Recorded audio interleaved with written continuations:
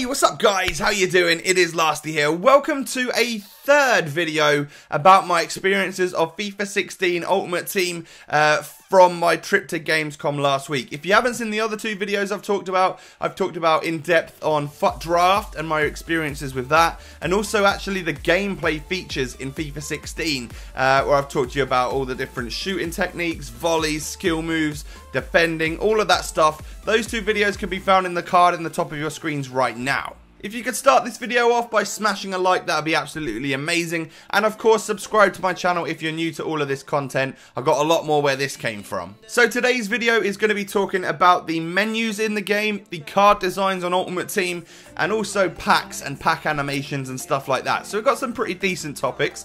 Let's start off with the way the menus look. First thing I noticed was that they are a lot brighter than on FIFA 15 Ultimate Team. That's a good thing in my opinion. I mean, in terms of being a content creator, I want things to be nice and bright and stuff like that. And FIFA 15 was just a little bit sort of darker, which, I don't know, it kind of had a nice colour scheme, that whole black and yellow thing. But I like the colour scheme on FIFA 15 a bit more. I love the whole blue and green combo thing that they've got going on the whole menu system. I really like it. I mean, you guys know that. The background of this video is that color scheme. My channel is now that color scheme. Christ, I'm even wearing a t-shirt which is sort of represents that color scheme. I really like it. But one thing that maybe some of you guys don't know about, even if you've watched all of the trailers and stuff like that, is that on Ultimate Team, the background, the backdrop that you have in the background is all dependent on what stadium you've chosen on the game. So as you know, you can open packs and you can get stadiums and you can upgrade and play at bigger stadiums and stuff like that on FIFA 6 or on FIFA 15 Ultimate Team. But of course you can do the same thing again on FIFA 16, but once you change your active stadium, the background of your Ultimate Team changes. So when you're in the squad builder part, you'll see the pitch as you normally would, but in the background you'll have like the Burnabout or the Nou Camp if you've changed to that stadium. When everybody starts Ultimate Team, you normally have a bronze stadium that you're using because EA give you some default stuff. Well, therefore, you're going to have a really tin pot club looking stadium in your background, and if you want to increase the way that looks and make it look better, you're going to need to buy a big gold stadium. So I think that's really cool because that means everyone's videos throughout the FIFA community are going to look very slightly different, which is a very, very big bonus for me. I love things when they're all different. I don't like everything when it's all the same. Another new thing I noticed within the menu system was actually in the transfer market of FIFA 16 Ultimate Team. Instead of just having any bronze, silver and gold, there was an extra category added onto it, which was called special. So you can, as we progress through the year on FIFA, we get all different types of special cards come out, and sometimes you want to be able to search by that card rather than just saying for instance Rooney, and then you see like an inform version, his regular card, you see a team of the season, all of this good stuff, and you want to just search for those special cards. There you go, there's a new category for it. It's such a simple and like easy thing to implement, but I think it will make a lot of people happy. And on that topic, like I'm thinking that will be useful for people to try and trade at the start of the game, which does link a little bit towards like price ranges and stuff like that. A lot of people have been asking me, have I noticed if price ranges were in the game? Do I think they'll be in the game? Well, nothing has been confirmed in the slightest. I don't think. I know there's been a lot of talk on Twitter recently, but the build that I was playing in the game, from my experiences, there were price ranges, and I think there probably will be price ranges just because, I don't know, I feel like they could work a lot better than they do right now on FIFA 15 with a fresh market. I mean, I'm pretty sure there's around 1,000% more coins on FIFA 15 Ultimate Team than there should be right now, right? So that's a stat to take into account, simply because of all the coin glitches that are going on in China or whatever's happening. There are a hell of a lot more coins on the market than there should be, which leads to people having more coins and trying to buy up these players and making them extinct. And that's a reason why more packs get opened and the saturation of the market. So hopefully there will be some changes made that would affect how coins come about and stuff like that. Hopefully they patch some of the glitches and patch some of the holes that are there to eliminate the bads within FIFA 16 Ultimate Team, and that the market would work itself out a hell of a lot better. But in the same nature, like, EA need to be on top of update in price ranges as things change. Like I would hope that there would be some sort of triggers that would require a change in a price range of a player once his average price has hit like 80% of his price range, that they would need to know, oh shit, okay, we need to upgrade, we need to increase his price range ever so slightly. But again, even that sort of thing would mean that would open itself up to like price fixing and stuff. If everybody knew that once a player hits 90% of his price range as his average price, that the price was going to go up, they're all going to get bought, and then they're all going to keep going up in price until they're so extinct that people flood the market and it just ruins the whole situation that's going on.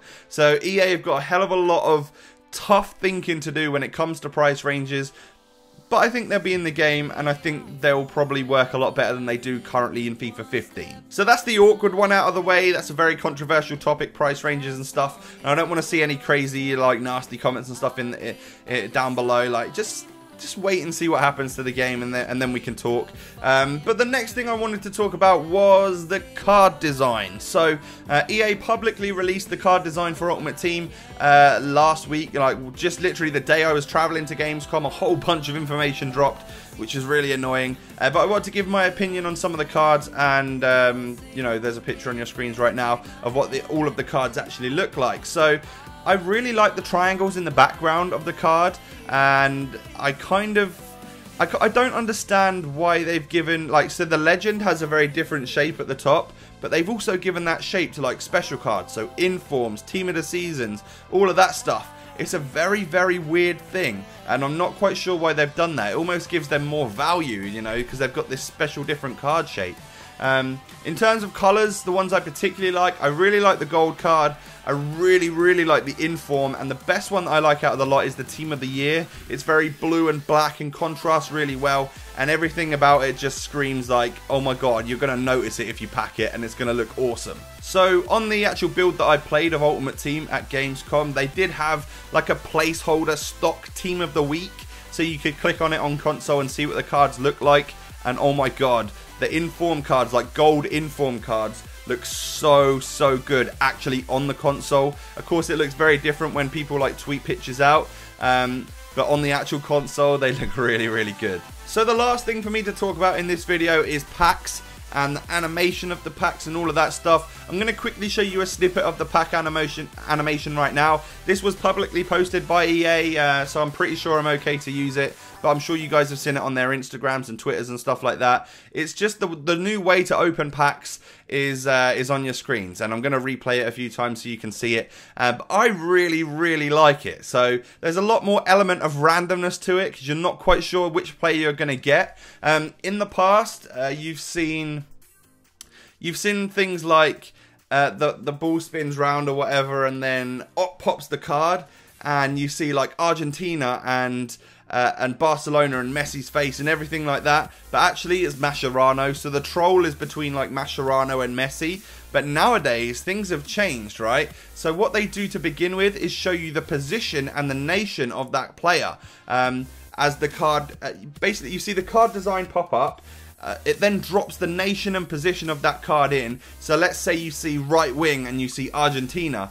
A few of us think that maybe Messi will be placed as a right wing from standard right now. So you could think, oh my god, I've got Messi, holy shit, it's going to be awesome. And then actually it's just another right winger from Argentina, like Iturbe in the Serie A. And that's the biggest troll, because there's a whole lot more troll levels going on. And I think that's awesome, because it's going to really sort of, it leads to like a guessing game as you're actually opening packs. You see Brazil, you see Man City, you think, oh, have I got Fernando? Have I got Fernandinho? Who have I got? You know, so it's kind of awesome. Like, you see that position and nation pop up, and you automatically think, oh my god, I've got this guy, I've got Ronaldo, but actually it's Nani or something like that. So I think that will lead to a bit of a little series on Ultimate Team at the start of the game, where people try and guess stuff, and it leads to, I don't know, all sorts of forfeits and whatnot. But a really cool little addition to the game. So the actual speed of the animation itself, you know, the card popping down, then the nation and the position popping up, then the player's face and their club and their name popping up. The speed of that is all dependent on how heavy the card weight is on that particular player. So if the best player you get in your pack is a non-rare gold, that animation just like happens really, really quickly. If you get a high rated gold player, it takes a lot longer because it's sort of building the suspense, and I can't even imagine how long it's going to take if you pack like a high rated legend like Pele or something like that. I think it would be absolutely awesome, but obviously straight away you would know you got a legend because the nature of the animation itself places that card type right on your screen straight away, which is cool, man. And the final thing to talk about is within packs themselves. There's a new method called like CAG Packs, or tagging within your packs, which is whereby you can flick the right stick up on whatever you're currently placed over in your pack. So say you've got a 50k pack, which is like 12 rare gold players. If you wanted to, like if you've got a few duplicates or you've got a whole pack which is nobody that's duplicates, you can like flick the right stick up on the main player of that pack, and you can move along and flick it up to the next player you want to keep or the next player you want to put into your club, and choose everything you want. Flick up the right stick, and as you can see on your picture on your screens right now, you'll see that some things are like halfway up the page, some of them are where they would normally be, and then you can designate what you want to do with them, so you can send them off to the club, and then everything else that you're left with is just the stuff you want to discard or whatever. I think that's a really cool addition, a really sort of simple add-on, but it makes packs like it makes the management of your pack openings a lot easier, and I think you'll see people being able to go through packs quicker and quicker and quicker and have less of the, I don't know, like the rubbish where you just discard a pack because it's so annoying to scroll all the way over and then decide what you're going to do with it. Just scroll over, tag it, and then do what you want with everything all in one motion. And the tiniest final little implementation they've made to packs is if you see a pack and you think, oh, that's a straight up discard, you could discard the pack, but if there's anything in there like I imagine the FUT Draft tokens, they weren't in the packs that I were opening, but FUT Draft tokens, and if you get like the free coins or free packs, you can't just automatically discard them. You can discard the entire pack, and then what it's going to say is, actually, here's something that you might want to keep. You can't discard it, and then there you go, you can just redeem the coins or whatever. So that's quite cool. It's another cool little addition, and that basically sums up what I've wanted to talk about in today's video. We've talked about the menus, we've talked about the transfer market, the packs, the animations, the card designs, all of that good stuff. If you've enjoyed the video, guys, please don't forget to smash that like button and subscribe if you are new to my channel for more of this type of content. Thank you so much for watching, guys, and I will catch you next time. Peace.